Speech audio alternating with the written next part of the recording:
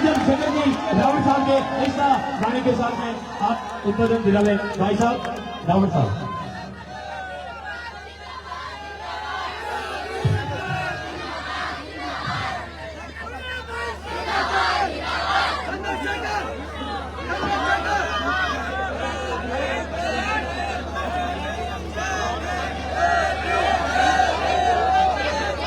मैं आपको पूरा समय देता हूं, जब तक आप चाहें आराम से नारेबाजी कर सकते हैं। जब आप कहेंगे मैं बोलूंगा।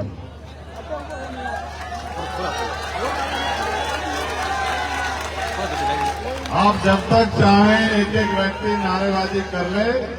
जब आपका मन भर जाएगा मुझे बता देना, मैं फिर अपनी बात रख लूंगा।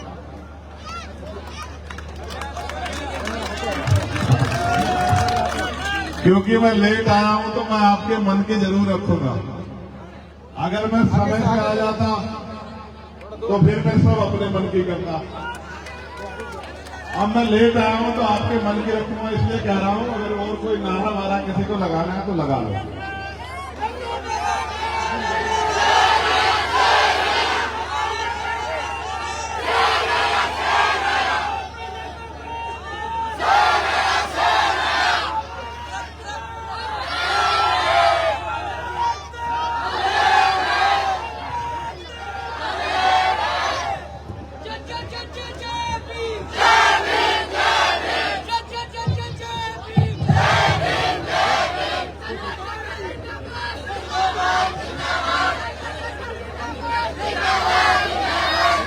आपने एक नारा लगाया, चंद्रशेखर जिंदाबाद। एक आपने नारा लगाया, जय जय जय जय जय भीम। और तीसरा आपने नारा लगाया, देखो देखो कौन है। अब ये बताओ, कुछ बदला? अपने मन से सोच के बताओ, आपकी जिंदगी में कुछ बदला?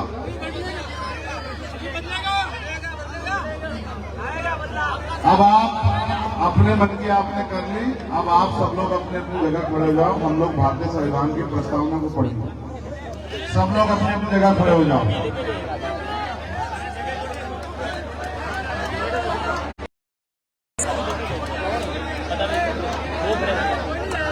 रहने दो, आप सब सीधे खड़े हो। ऊपर मंच पे भी लोग और सामने भी सब लोग मेरे साथ। सब आपकी वजह से पीछे डिस्टर्ब होगा। और आप लोग एक काम करो ना, बहनों से इधर आओ, इधर आओ। जहां तक बहन बेटी है पीछे हो जाओ बेटा, उधर वहां तक खाली करो। लोकतंत्रात्मक गणराज्य बनाने के लिए तथा उसके समस्त नागरिकों को सामाजिक, आर्थिक और राजनीतिक न्याय, विचार, अभिव्यक्ति, विश्वास, धर्म और उपासना की स्वतंत्रता,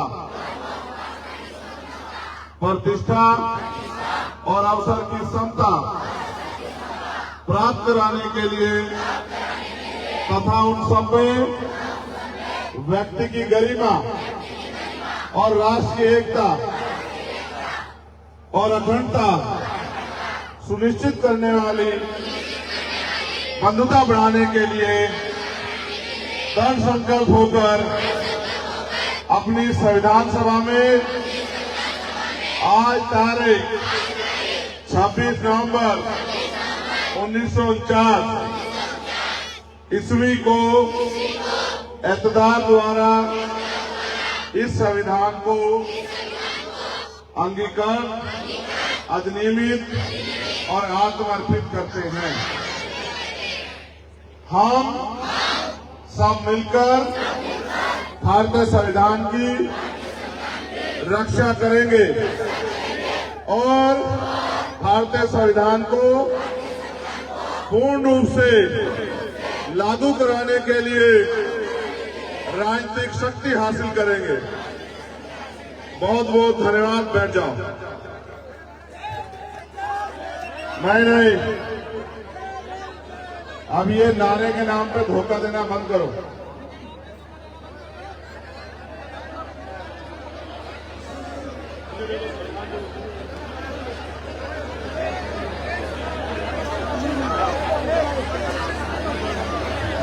मैं माताओं से भी कहूंगा कि कृपया बैठ जाए और आप पीछे हो जाओ।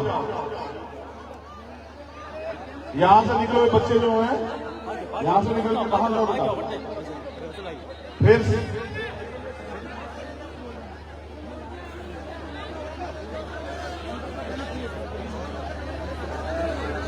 अब आप 20 मिनट मुझे सुने, क्योंकि इसके लिए आपने अपना पूरा दिन खर्च किया है, अपना काम छोड़ा है और तमाम तरह की बहुत सारी चीजों को आज आपने त्याग करके आज का दिन अपना निकाला है। तो जब आप यहां आए हो तो कुछ सीख के जाओ जो आपके जीवन में काम आए।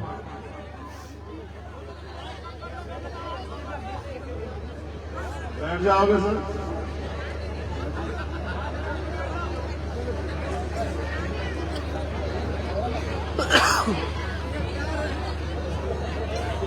बसा बसा बसा बैठ जाओ। आप लोग भी बैठ जाओ, यही बैठ के करो काम।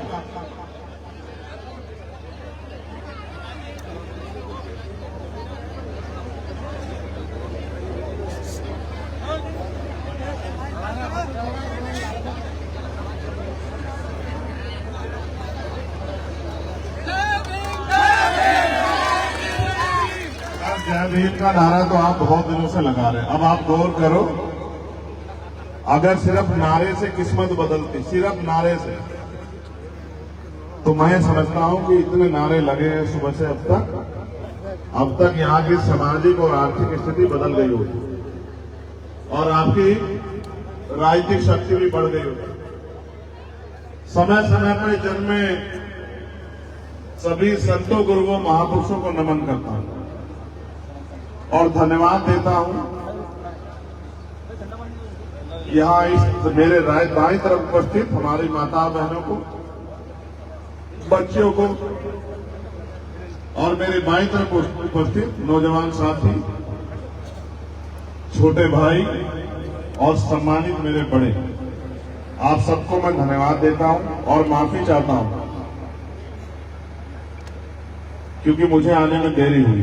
3 बजे का समय था, 3:30 का, और मैं यहाँ 7 बजे पहुंचा। लेकिन मैं ही क्या करूं, हमारे नेता लोगों ने रास्ता बता दिया किस रास्ते से आ रहे हैं, और जब ये बता दिया तो हर गांव में हमारे परिवार रहते हैं, वो सब लोग सड़कों पे आके खड़े हो गए। जब मैंने आते हुए देखा कि हमारी माएं और बहनें सड़कों के पास खड़ी हैं, थाली लेके, फूल लेके, बुजुर्ग साफा लेके खड़े हैं, तो फिर मैं क्या करता आप बताओ। अगर मैं उन्हें छोड़ के भाग आता तेजी से तो उनके मन को दुखी होता उनका मन। और जब मैं वहां रुका तो फिर उनकी अपनी अपनी ख्वाहिशें हैं। जैसे हमारी छोटी बहनों की ख्वाहिशें हैं कि भैया पहले एक फोटो कराओ, हमारी माओं की ख्वाहिशें हैं कि वो आशीर्वाद देना चाहती हैं, हमारे बड़ों की भी ख्वाहिशें हैं कि वो आशीर्वाद देना चाहते हैं, नौजवान साथी चाहते हैं कि मैं एक बार उस धरती पर पैर रखूं। तो सबकी अपनी अपनी ख्वाहिशें हैं, मेरी भी कुछ ख्वाहिशें हैं। जैसे आपको मुझसे उम्मीदें होंगी, मुझे भी आपसे उम्मीदें हैं। आज यहां हम लोग हजारों की संख्या में हैं और मैं लिख के देता हूं, अगर आज आपने मेरी बात, जो बात मैं आपसे कहूंगा अगले 20 मिनट में, अगर आपने वो सुनी, समझी और उस पर अमल किया, तो मैं लिख के देता हूं कि पूरे राजस्थान में आपकी अलग पहचान होगी। इस बात की मैं गारंटी देता हूं, आपको मुझसे शर्त लगा लेना। आप लोग देखो यार, इंसान एक बार की बात एक बार में समझ जाता है। किसी को 4-5 बार अगर किसी बात के लिए मना करना पड़े तो सोचना पड़ता है। कहीं इंसानों के कपड़े पहन के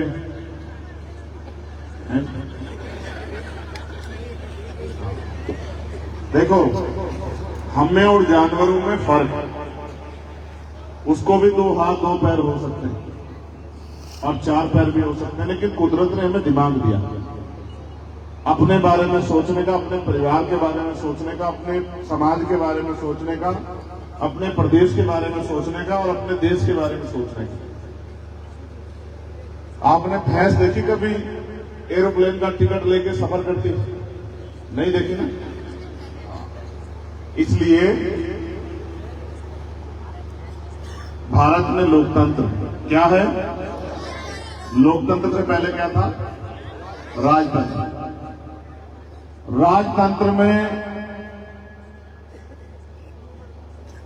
तलवार चलती थी, भाले चलते थे, बंदूक चलती थी, तोप चलती थी, घोड़े हाथियों पे युद्ध होते थे, ऊंट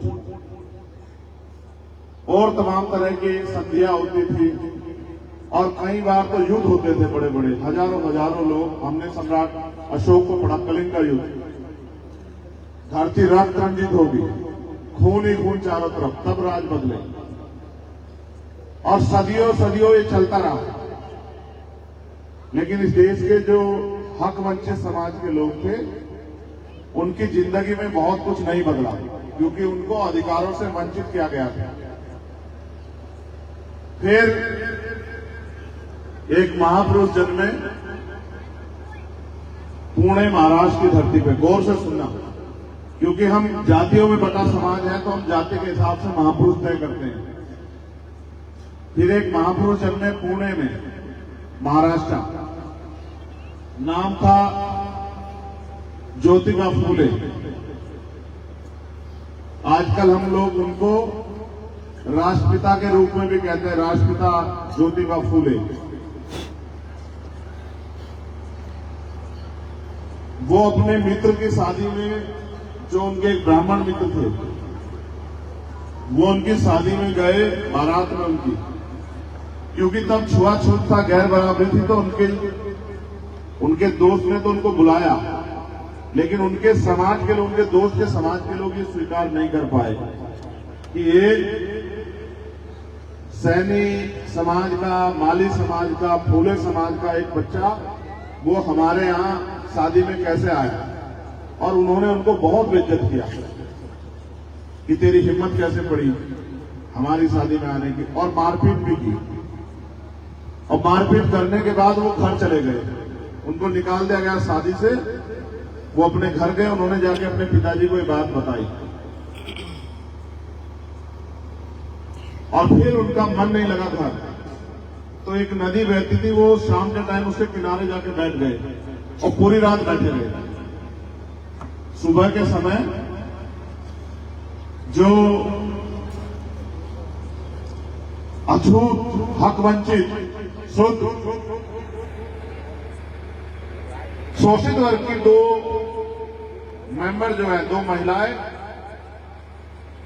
जो सफाई का काम करती थी, वो आई।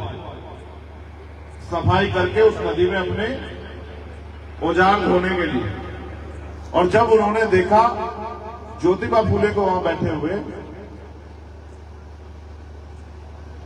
तो उन्होंने पूछा कि आप यहां क्या कर रहे हो? तो ज्योतिबा फूले ने अपनी बात उनको बताई। उन्होंने कहा कि मैं ऐसे ऐसे शादी में गया था और मेरे साथ इस तरह का अपमानजनक रवैया हुआ, मुझे निकाल दिया गया और मैं बहुत अपमानित महसूस कर रहा हूं। तो वो दोनों महिलाएं हंसने लगी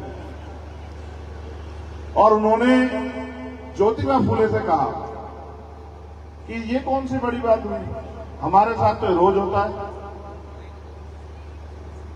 आप क्यों परेशान हो रहे, क्यों अपमान फील कर रहे हो? तो ज्योतिबा फूले ने इस बात का एहसास किया कि हाँ, ये बात तो सच है, अछूत वर्ग के साथ तो रोज होता है, तो यार मैं अपमानित क्यों फील कर रहा हूं, मैं मरने की क्यों सोच रहा हूं कि मुझे आत्महत्या कर लेनी चाहिए। तो उनके दिमाग में ये बात आई, गौर करना हमारी बच्चियों कि मैं पढ़ा लिखा हूं और पढ़ा लिखा होने के कारण मैं सम्मान और अपमान समझता हूं, और ये पढ़े लिखे नहीं है, तो इनको पता ही नहीं सम्मान क्या होता है, अधिकार क्या होता है, अपमान क्या होता है, भेदभाव क्या होता है। तो ज्योतिबा फूले ने उस दिन तय किया कि आज के बाद मैं अपना पूरा जीवन इन महिलाओं को और अछूतों को शिक्षित करने में लगाऊंगा। संकल्प क्या संकल्प लिया कि आज के बाद मैं अपना पूरा जीवन इन महिलाओं को, इन बच्चियों को और अछूतों को स्पेशली, जिनको स्कूल में जाने का अधिकार नहीं था, इनको पढ़ाने में लगाऊंगा। फिर उन्होंने सबसे पहले पढ़ाया अपनी पत्नी को, मां सावित्रीबाई फूले। ये पहला संकल्प ज्योतिबा फूले ने लिया। फिर मां सावित्रीबाई फूले को पढ़ाया। जब मां सावित्रीबाई फूले को उन्होंने पढ़ाने का प्रयास किया तो तमाम धर्म के ठेकेदारों ने कहा कि अगर महिला पढ़ेगी, गौर करना, मैं तुम्हें बता रहा हूं, तुम्हारे काम आएगी, परंपराओं के नाम पे कहा अगर महिला पढ़ेगी तो इस प्रदेश में अकाल आ जाएगा, बाढ़ आ जाएगी, सूखा पड़ जाएगा, बड़ी बड़ी गंभीर बीमारियां आ जाएंगी। तो ज्योतिबा फूले ने कहा कि आए या ना आए, लेकिन मैं इसे पढ़ा के रहूंगा। और अंत ये हुआ, पंचायत हुई, उनके पिता ने उन धर्म के ठेकेदारों की बात मान के मां सावित्रीबाई फूले और ज्योतिबा फूले को घर से निकाल दिया। लेकिन संकल्प लिया था तो दोनों ने अछूत वर्ग की महिलाओं को, बच्चियों को और इवन महिलाओं की, किसी भी जाति की महिलाओं को पढ़ाना शुरू किया। और जब वो मां पढ़ाने के लिए जाती थी तो ऊंची जाति की महिलाएं उनके ऊपर गंदगी, गोबर, कूड़ा फेंक देती थी। तो मां सावित्रीबाई फूले इसका उपचार, इसका करने के लिए एक साड़ी बैग में लेके जाती और एक पहन के जाती। वो जो साड़ी गंदी होती उसको बदल लेती, अच्छी साड़ी में पढ़ाती और फिर वो गंदी साड़ी पहन के फिर घर जाती। इसके एवज में उन्हें कोई पैसा नहीं मिलता था, लेकिन उनके मन में संकल्प था कि हमें बच्चियों को, महिलाओं को पढ़ाना। इस तरह उन्होंने 18 स्कूल खोले। कितने स्कूल खोले?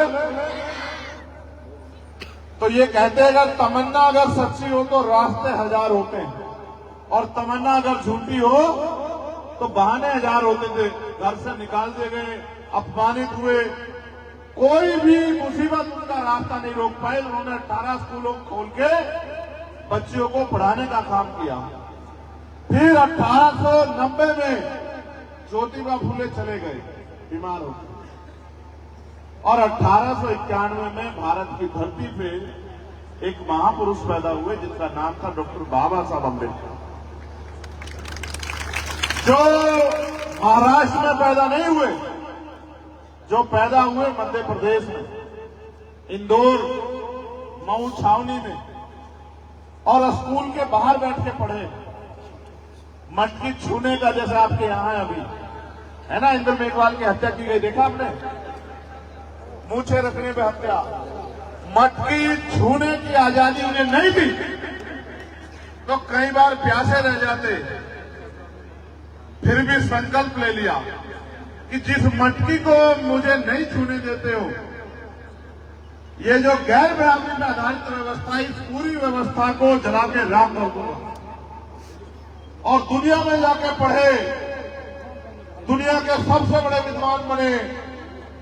और एक समय आया कि 2 साल 11 महीने 18 दिन में भारत का संविधान लिखा, दुनिया का सबसे बड़ा संविधान। और वो संविधान सिर्फ संविधान नहीं, कोई किताब नहीं है, भारत का संविधान एक ऐसा ग्रंथ है जो गैर बराबरी की हर बात को खत्म करता है और गरीब हो, अमीर हो, सबको समान अधिकार देता है। कोई किसी जाति धर्म का, सबको पढ़ने की, लिखने की, आगे बढ़ने की, उपासना की, प्रार्थना की, सबकी स्वतंत्रता देता है। लेकिन आज भारत में क्या हो रहा है, अगर अपराध हो जाए, जैसे अभी आपके यहाँ 4 साल की बच्ची का एक मामला अगर आपने सुना है आपने, उनकी मां कल आंदोलन कर रहे हैं वो लोग पाली में, मुझे मिले आज सब लोग। उस मां पे क्या बीत रही होगी जिसकी 4 साल की बच्ची के साथ इतना बड़ा अन्याय हुआ। सोचो अपने दिल पे।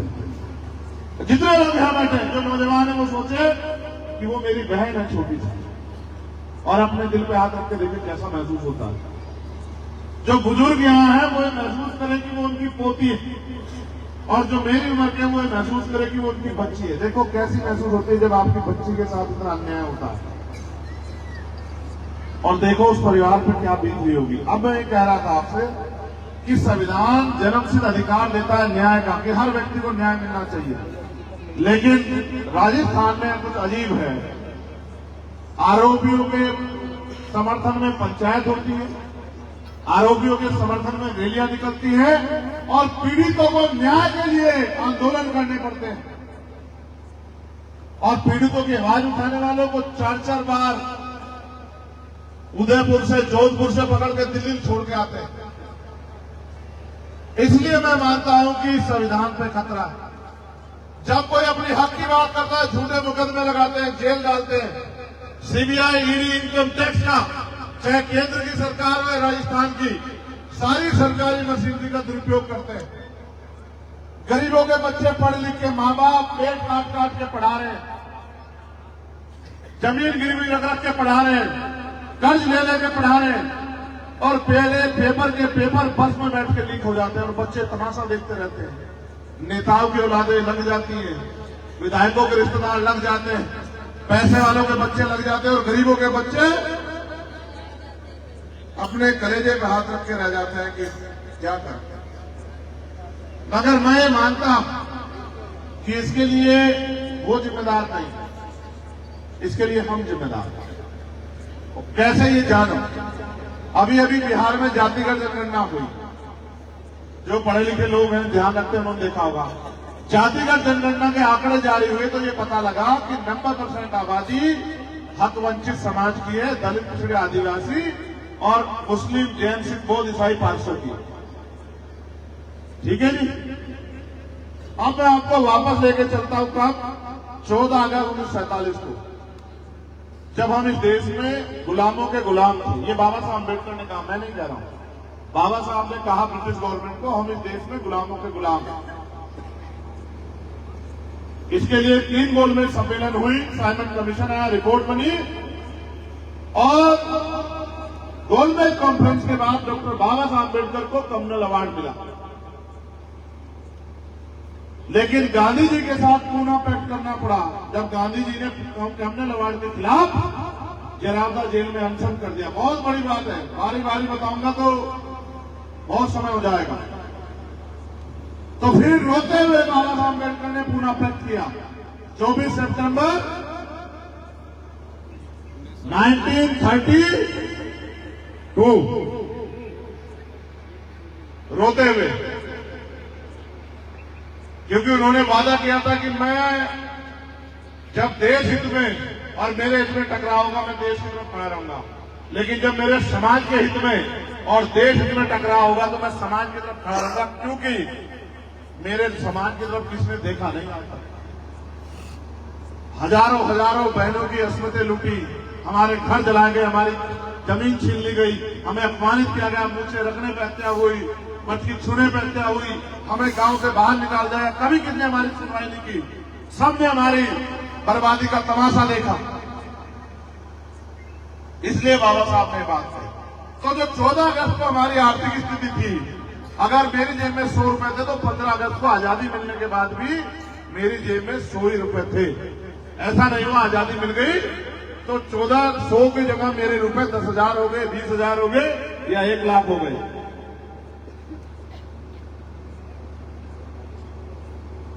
26 जनवरी 1950 को जब संविधान आया तब यह तय हुआ कि इस देश के वंचित शोषित समाज को भी बराबरी के अधिकार, स्वाभिमान, सम्मान मिलेगा।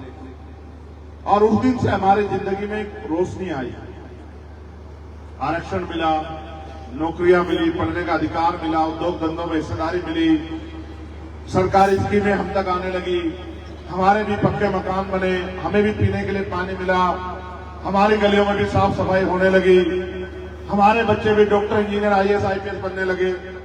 ये परिवर्तन आया संविधान से।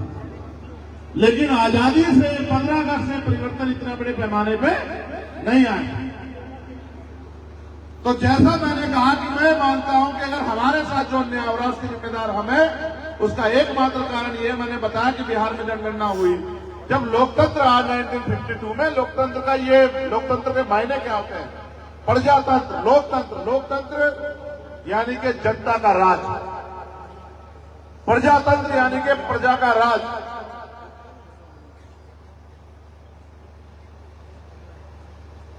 लोकतंत्र यानी कि बहुमत का शासन, जिनका वोट होगा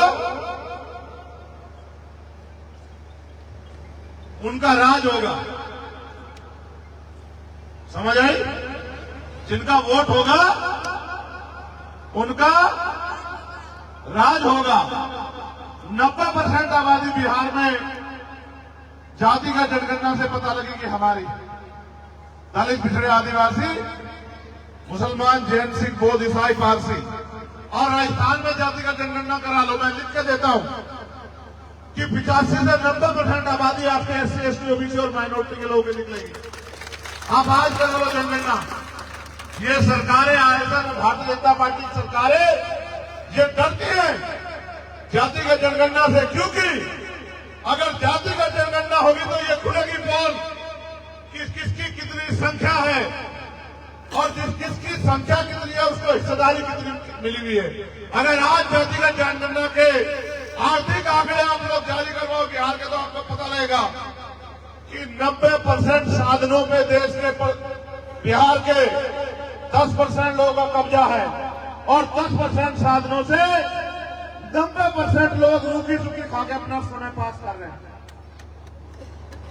ये ताली बजाने का विषय नहीं है, ये हमारी बेवकूफी, हमारी लापरवाही, हमारी जानकारी की कमी के कारण हुआ।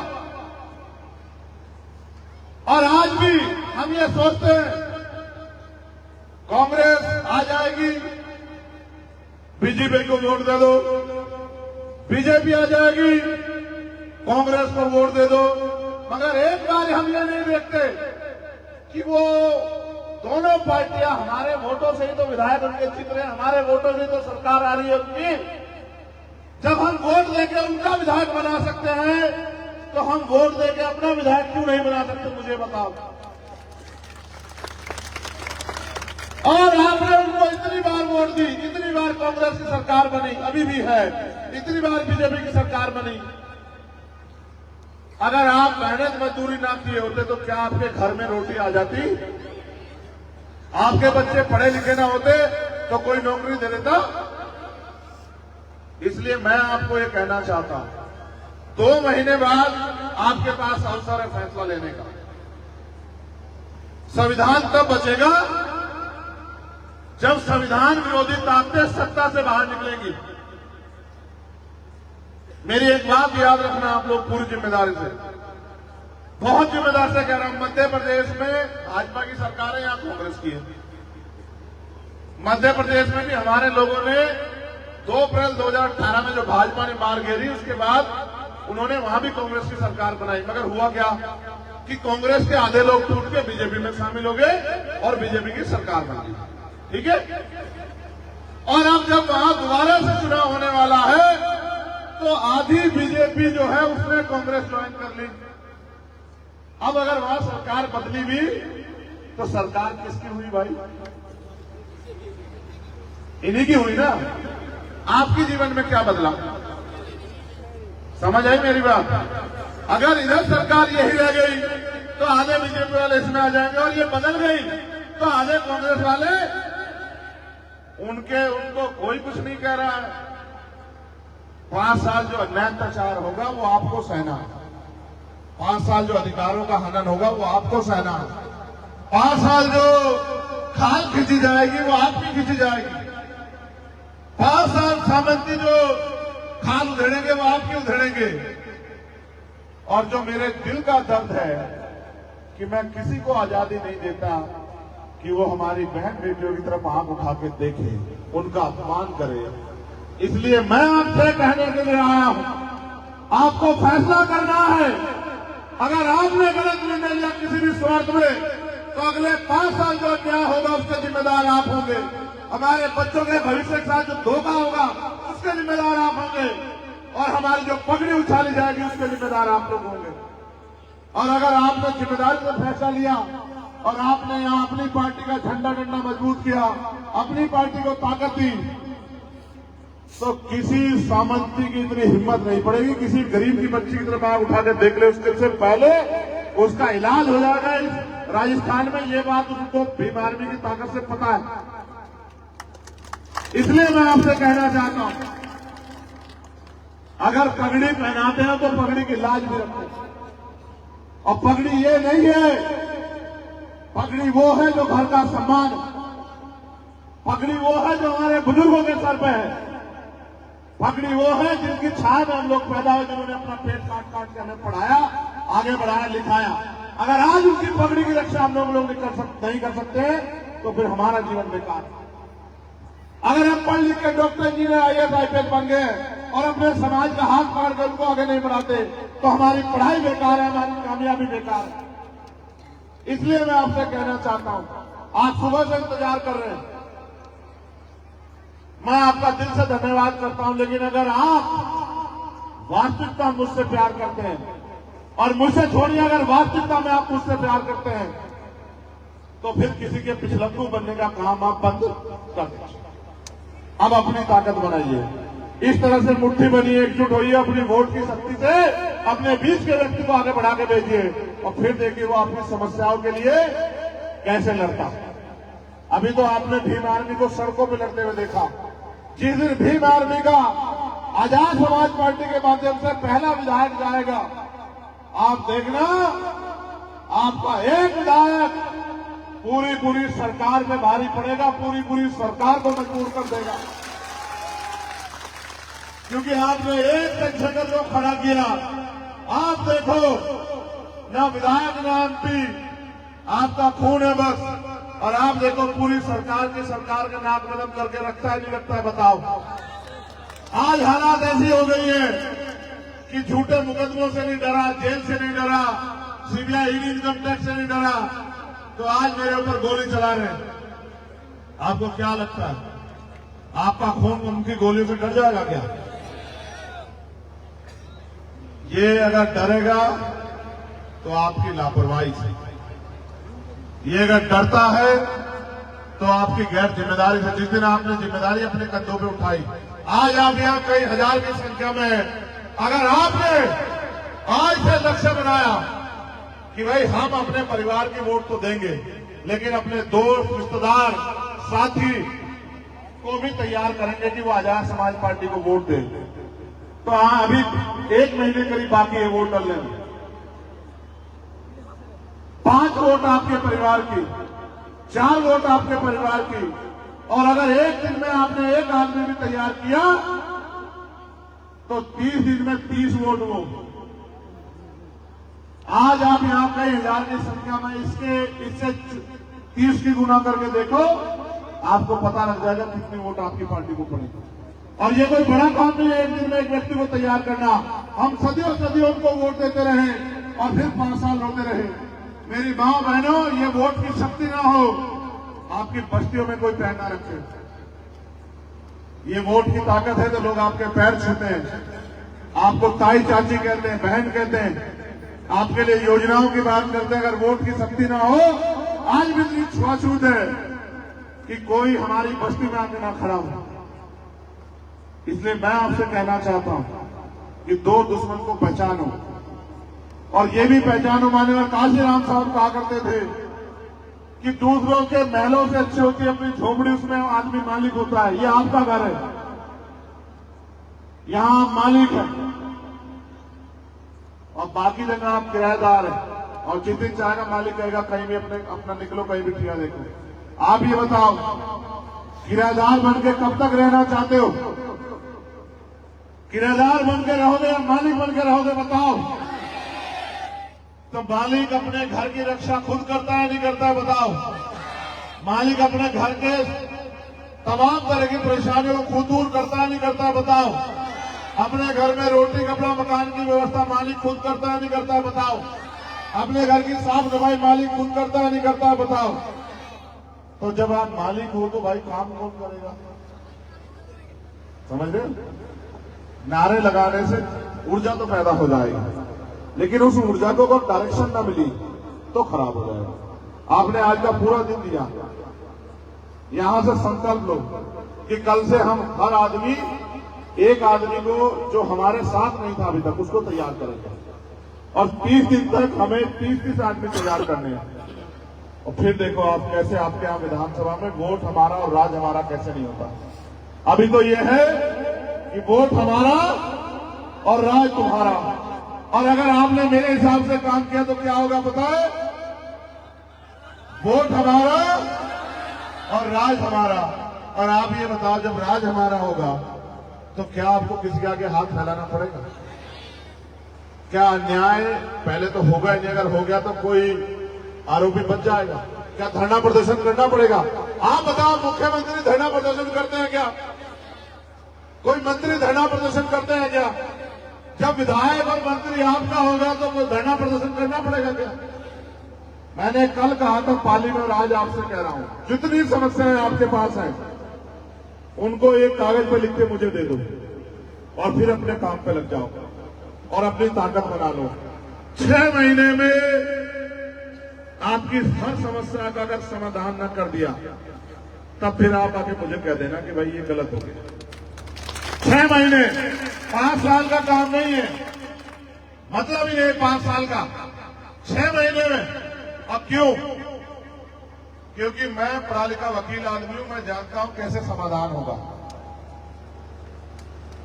बाकी लोग कहेंगे समस्या है समस्या है समस्या है, और मैं आपसे कह रहा हूं कि समाधान है। आप मुझे कागज पे लिख के दे दो जो भी आपकी मांग हो, बस एक मांग ना लिखना किसी मरे हुए आदमी को जिंदा करने की, ये शक्ति नहीं है, समझ रहे? ये नहीं, ये ताकत नहीं है लोकतंत्र में। बाकी आप सारी मांग लिख दो। आप लिखो हमें जमीन चाहिए, तो सारी बंजर भूमि मपाई होके भूमि इन लोगों को हम लोग 6 महीने के अंदर बंटवा देंगे। आप लिखो कि हम पे रोजगार नहीं है, सरकारी, प्राइवेट, खेती, छोटे व्यापार, उद्योग धंधे, मैन्युफैक्चरिंग, इतने काम निकाल के देंगे कि घर में माताओं बहनों तक रोजगार पहुंचेगा। नौजवान भाई को छोड़ ही दो। आप ये कहो कि हमारे साथ ये छल हो रहा है, ये अन्याय अत्याचार हो रहा है, मैं लिख के देता हूं कि अन्याय की सोच रखने वाला आदमी भी जेल के बाहर नहीं रहेगा, वो भी जेल में अंदर रहेगा, और उसको बढ़ावा देने वाले भी जेल के अंदर रहेंगे। एक समस्या बताओ जिसका निवारण ना हो। आप कहो कि हमें पढ़ाई करनी है, लेकिन अच्छी पढ़ाई नहीं होगी और जेब में पैसे नहीं है। मैं आपको कहता हूं, सारी पढ़ाई जितनी आप करना चाहते हो, MBBS MD तक, उसकी पूरी व्यवस्था हम लोग करा के देंगे निःशुल्क। आप करो, अपनी ताकत बताओ। आप कहते हो कि भाई मेरे घर में एक आदमी बीमार है, मेरी जेब में पैसे नहीं है, तो जब सरकारी कर्मचारियों का इलाज फ्री हो सकता है, नेताओं का इलाज फ्री हो सकता है, तो राजस्थान की आम जनता का इलाज भी फ्री में हो सकता है, इसकी व्यवस्था भी हो सकती है। ये भी कोई बड़ा काम नहीं है। आप मुझे समस्या बताओ क्या है, जो आपके जीवन में समस्या, आप पे मकान नहीं, पक्का मकान बना के देगी सरकार। आप बताओ क्या है जो नहीं है। आपको एक बात बता के मैं अपनी बात को खत्म करूंगा। ये आजकल नई नई योजनाएं आई हैं सरकार की, और हमारे लोग कह रहे हैं सरकार दे रही है। जान लो सरकार देती कहां से। आप और मैं, हम सब लोग देते हैं टैक्स। मैंने भी यहां से डीजल और पेट्रोल गिरवाया इस यात्रा में, हर चीज पे टैक्स है, यहां तक दूध दही पे भी टैक्स लग गया।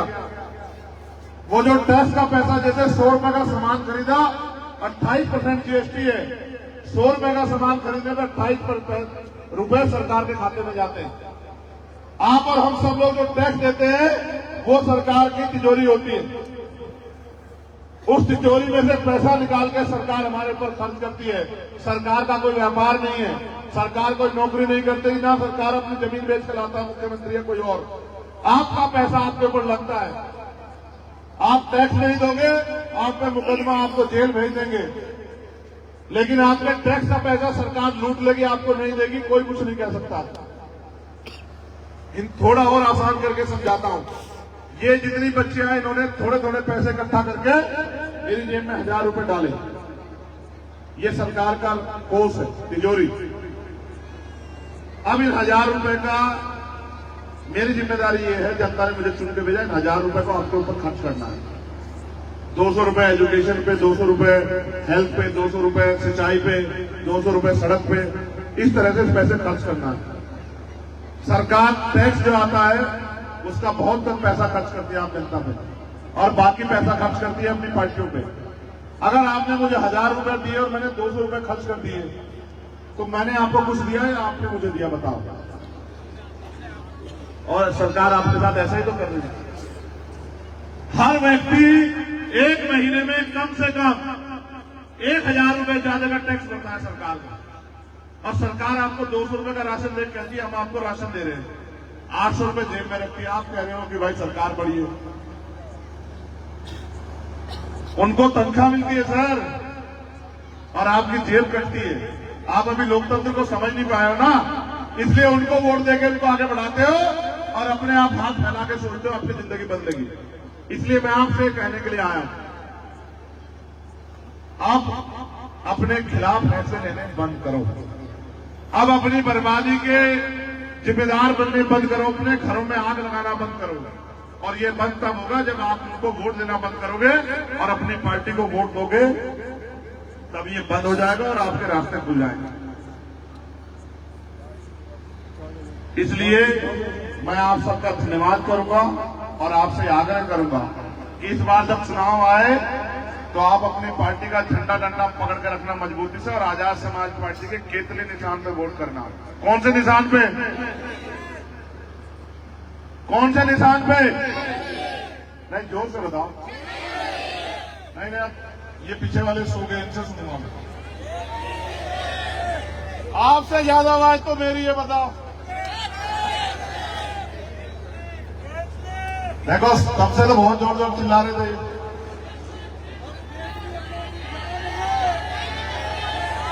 सारी पार्टी देख ली, सारी पार्टी देख ली,